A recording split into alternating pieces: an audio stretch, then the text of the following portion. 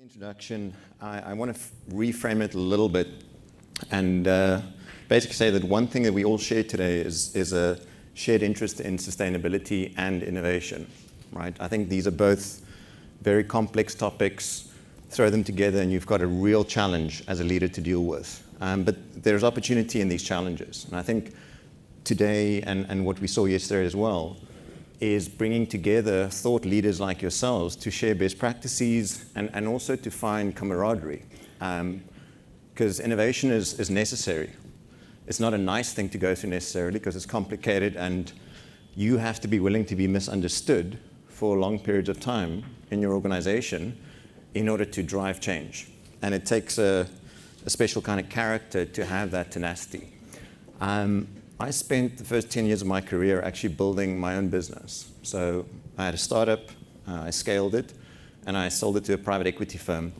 The startup was about manufacturing chicken incubators, right? So nothing crazy, nothing super outlandish.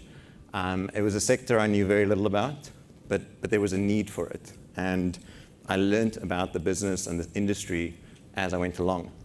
And we leveraged a lot of technology and innovation in order to differentiate ourselves, to become a target for acquisition. I actually regret selling the business because I would have loved to have stayed with it to scale it. And I think if you're a founder and you're looking to exit, ask yourself if it might not be worthwhile to stay in that driver's seat a bit longer to really make your vision come to fruition. I actually worked in private equity for about 7 years where I'd meet with these founders that were so desperate to exit. I mean, they barely had their strategy together.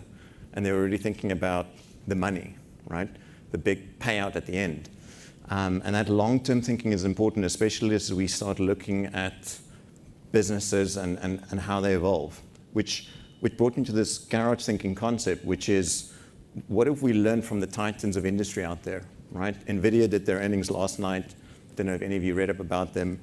It's a company that's gone through lots of evolutions. They weren't considered a part of the Magnificent Seven. So these are the top 7 innovative market-making companies out there. Netflix used to be part of that list. They dropped off of it. So it's a combination of companies that shift as they gain or lose relevance in the market. And today's presentation is also going to focus on what have we learned from them? Do they still apply this garage thinking idea in their day-to-day operations? And most importantly, what can you get from it? What is the so what for you? Outside of being a consumer of their products, what can you learn from them and apply it in your business so that nothing is stopping you from becoming a member of the Magnificent Seven in the future, right? And if you're thinking right now is that's crazy, why would I ever be in that position? Perhaps it's time for you to think bigger around what you can achieve in your business. And so, by way of introduction, this idea of garage thinking literally stems from garages, right? I had the privilege of working in a startup in Silicon Valley. We were later acquired by a multinational as part of their twin transformation to become a sustainable and profitable business.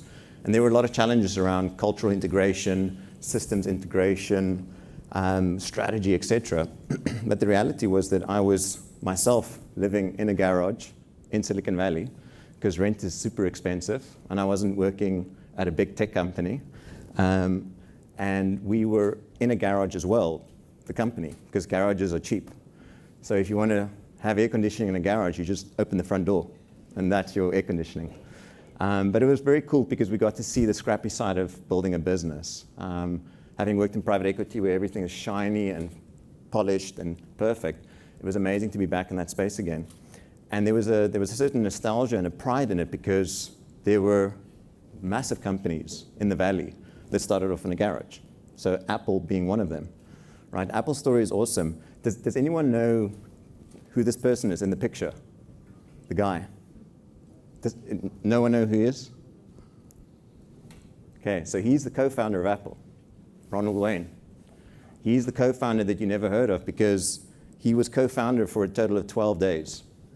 So he met Steve Jobs when they were both working at Atari. And he liked Steve's energy and vision for the future. And Steve said, look, I'm 21 years old. I need an older person, 41-year-old. I'm 41 now, so I don't feel old, but I get it.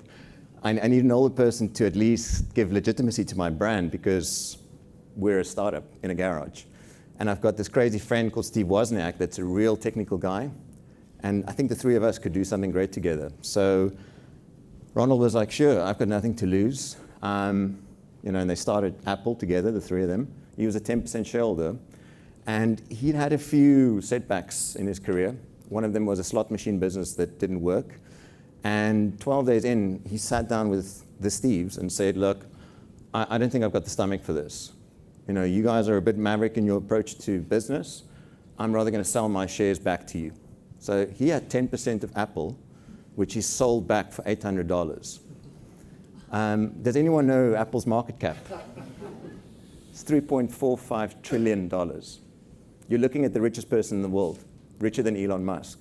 Elon's a $300 billion guy. So he's $50 billion shy of what Ronald Wayne could have been had he stuck it out with Apple. All right? Ronald's got a bit of a poor track record of spotting great opportunities and not really seizing them because he sold the original partnership agreement between the three of them for $600, and that later sold at auction for $1.6 million. So he's great at spotting opportunities, but just very clumsy at fulfilling them. And so we go through this list of stories of companies that started with very little and then scaled on. And you could say, look, Apple's a version of the truth, and there are millions of startups that start every day, and we never hear about them. We saw this in private equity where every single founder I met with has a $1 billion idea in their head. And very few of those companies are around today. So it doesn't work for everyone, but there is a golden thread that runs through all of these companies, which you can benefit from and integrate into your own business. If we look at it through the lens of culture, right? So this is not just your corporate culture and the physical experience or the spiritual experience you have when you go to work, but it's understanding what your culture of innovation is, right? And so asking yourself, do we have a culture of innovation in our business? Or is it a centralized function where it's a team that does it, or we outsource it to a third party, which might work for some companies, but most of these great companies innovate internally. They will make use of external parties as well, but every single employee is encouraged to innovate on behalf of the customer. And if we look at some of these companies that were innovative once and became household names, it's not a right to stay there forever. This concept of being too big to fail, it doesn't quite work in reality, right? You only have a right to exist because consumers continue buying your product. Tupperware is a household name, but Tupperware went out of business recently, right? Because they failed to continue innovating. If we look at some of these companies, Blockbuster, Blockbuster had the opportunity to buy Netflix, and Netflix was desperate for cash. Blockbuster was a very successful company, and they didn't see the value in streaming because they thought consumers wanted to leave the house, rent a video, VHS tape for those in the room that have never seen one of these, and this is like an old DVD. If you haven't seen a VHS tape, I'm old enough to know what that is, but some of you might not. And Blockbuster is no more, right? There's one Blockbuster store left in New York as like a token shop. Kodak, super interesting story, right? So Kodak was an early adopter of film when plate technology was used in photography, and an early adopter of color, which was a much more expensive process than black and white. So under Eastman, the founder, very progressive, very innovative company.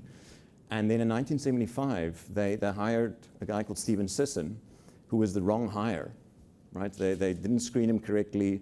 His qualifications were not fit for purpose for the role that he was recruited for.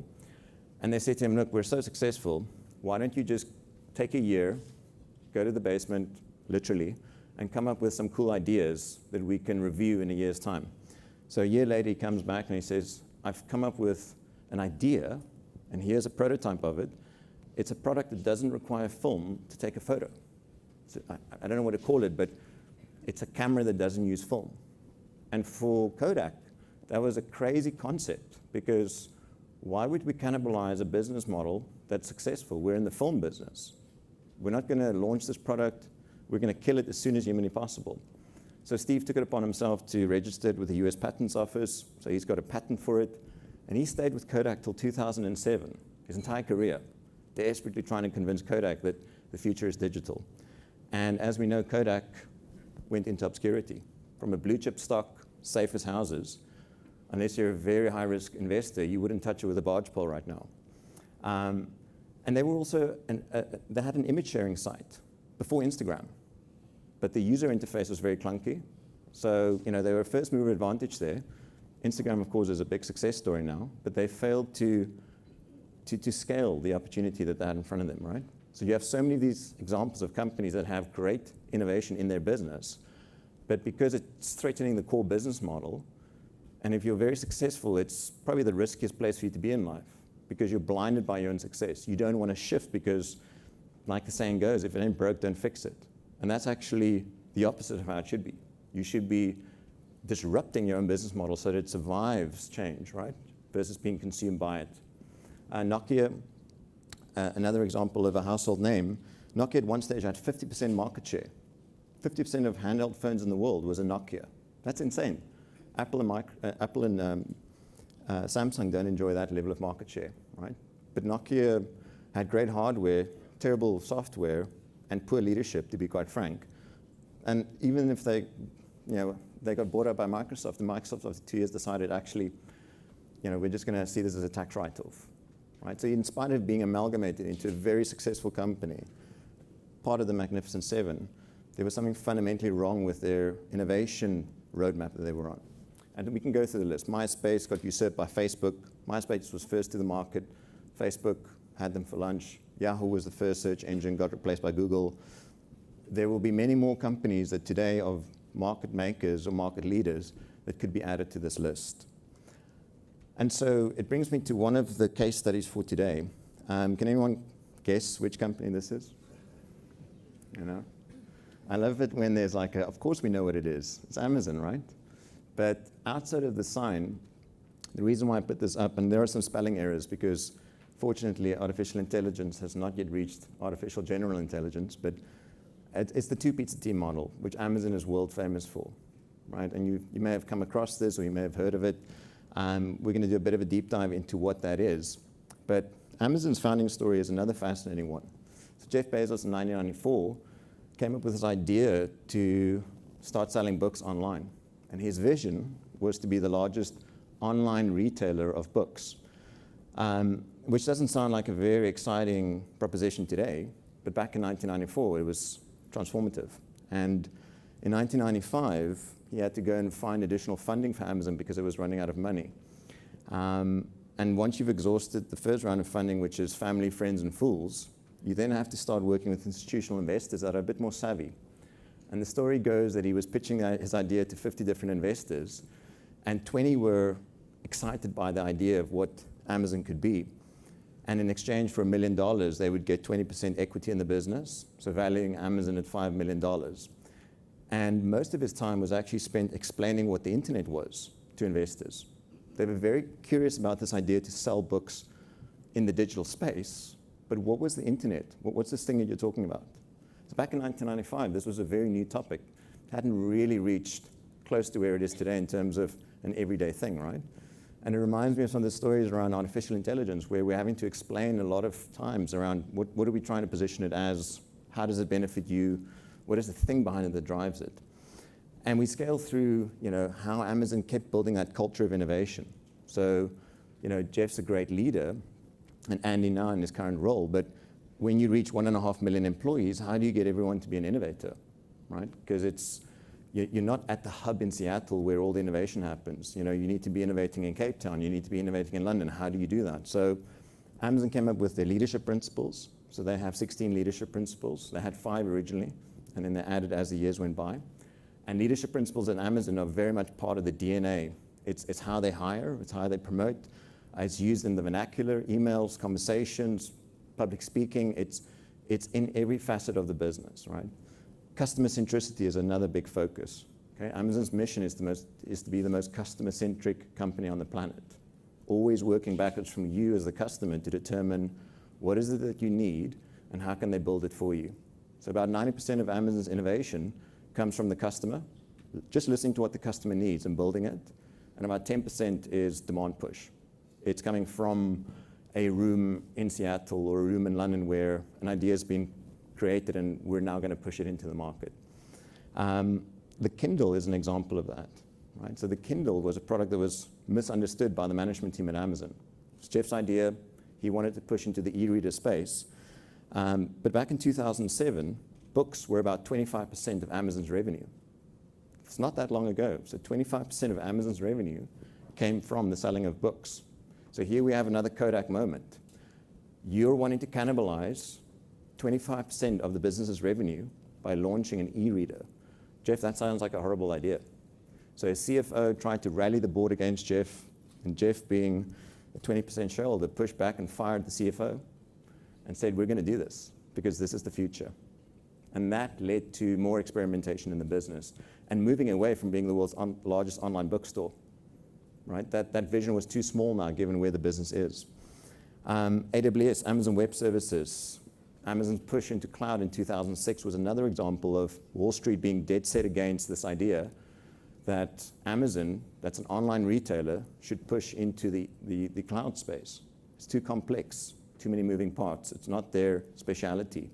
And again, having the vision to be comfortable with being misunderstood, even by shareholders, to keep pushing, because it's your business, you have the vision, you need to drive that change. And thankfully they did, because now, as of the last earnings report, Amazon Web Services generates $100 billion a year in revenue for the company. So that's sizable growth over 18 years. So key takeaways really, staying customer-centric, which sounds so obvious, but in lots of corporations, you start worrying about who's doing the right thing versus what's right for the customer. Too much politicking, too much worrying about your manager or their manager, versus saying, actually, the person that keeps the lights on is the customer, right? That's all that matters. Everything else is white noise. I want to lightly touch on product management. So the product manager within Amazon is a very key individual. And as you look at enabling your teams to innovate for your customers, you've got to have a very strong leader in that team that has a holistic view of the business and is not just a product manager. If you go through this list of qualities, the most important one is they are the voice of the customer, right? So they represent the commercial realities that the customer is facing, and they're able to articulate that back to the organization. So think of your teams as truly being the customer telling your organization what needs to be done. If the customer were to walk into a product management meeting, would they be horrified by what they're listening to? Right? Are the features being focused on versus the user interface, right? These are all examples of having to have a multiple set of skills to be a great product manager. And this is, again, it's just for visualization, but if we look at two of these qualities, understanding the customer vision and need. So you're launching a new product that is a game changer in your sector. Are you able to articulate what the customer's need truly is? Right? Apple is famous for saying customers don't know what they need until they're given something. So that's a bit of a challenge, right? I think the more mature version of this is to ask yourself, if you were to interview 100 customers, what would be the consistent theme that you see from them as a need? And what role can you play to create that, satisfy that need? And then people management and strategy. Again, with tech evolving at the pace that it is. Earlier on, we heard about psychological safety from Google. This is something EQ in the workplace, right? How do you create a fail-fast culture? I did some work with a German company where the CEO was quite direct with me and said, we don't fail at our organization. If you fail, you get fired, right? And I said to him, that's why you're in the position you're in. You're a laggard because of that. You're not experimenting enough internally, and you're too afraid to accept that sometimes you're going to make the wrong mistake or the wrong decision that's a mistake. Learn from it. At Amazon, they have a correction of error document. So when you make a mistake, quote unquote, it gets documented and shared with the whole organization. It's not a public lashing, right? It's not the scarlet letter you're being painted with, the A for Amazon.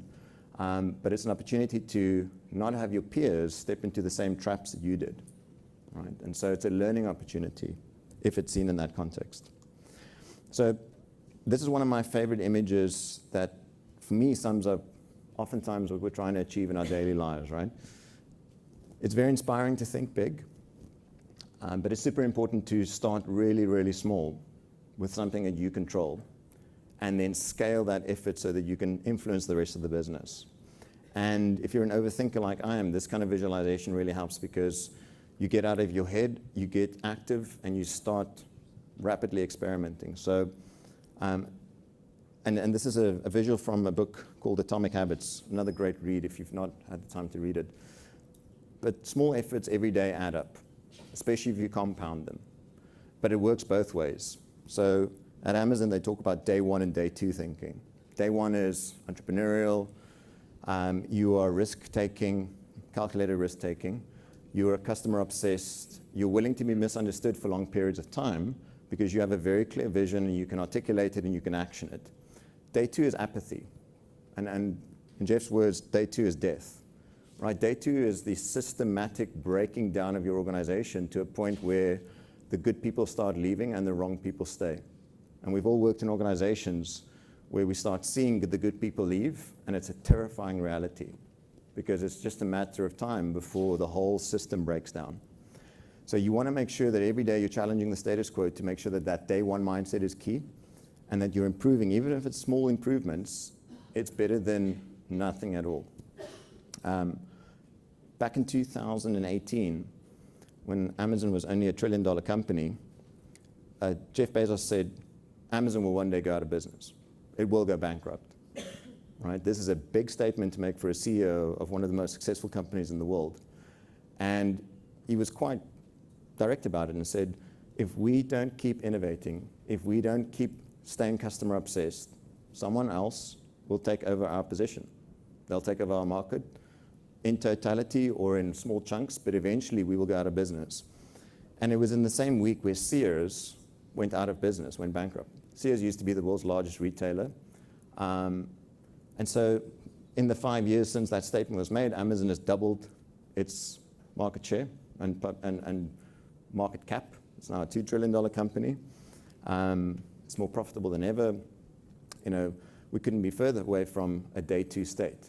But it's that paranoia of saying, just because Amazon is a large corporate, just because it's successful, just because it has a customer base today, does not guarantee its future in any way, shape, or form. Right? It's a privilege to have a customer. It's not a right. And if we consolidate that into simple, actionable steps, it's looking at the team culture that you have in your organization. So not just the official tagline of your organization and what it stands for, but if you were to take a random team and you would ask yourself, what does that team represent? Is there consistency in how they work? Do they share a common culture? What kind of language is used to describe events as they unfold? How interoperable are the teams, or are they quite siloed in how they work? These are all concepts around agility that's really important to embrace. Educating your teams as well. So especially as we start seeing a rapid evolution of the technology stack that's available for innovation. We've listened to some of the concepts and concerns today around AI and whether it's applicable or not applicable. There's always going to be a new tech stack that you have access to, right? In 5 years' time, we won't be talking about AI, we'll be talking about something else, right? Did anyone spend any time in the metaverse last night? Anyone? So the metaverse this year was going to be, for every $1 spent, $1 in $7 was going to be spent in the metaverse this year. That was the prediction 5 years ago, right? It didn't happen. Who's got a 3D printer? Right? What do you use it for, Mask?